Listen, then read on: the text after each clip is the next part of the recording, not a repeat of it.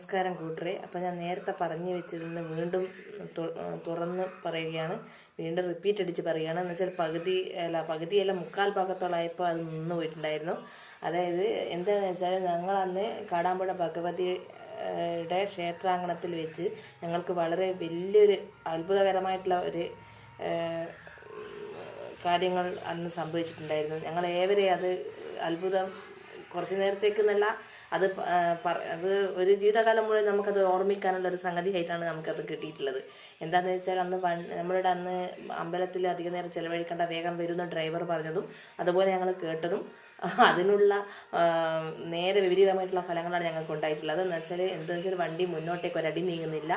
വണ്ടി അവിടെ തന്നെ സ്റ്റക്കായിട്ട് ഞങ്ങളെ അവിടെ എനിക്കൊരു ഏകദേശം 45 മിനിറ്റോളം ഞങ്ങൾ അവിടെ നിന്ന് ചിലവഴിക്കേണ്ടി വന്നു ഭഗവതിയുടെ സന്നിധിയിൽ. അപ്പം എന്നിട്ടാണ് ഞങ്ങൾ അവിടുന്ന് പോയത്. വണ്ടി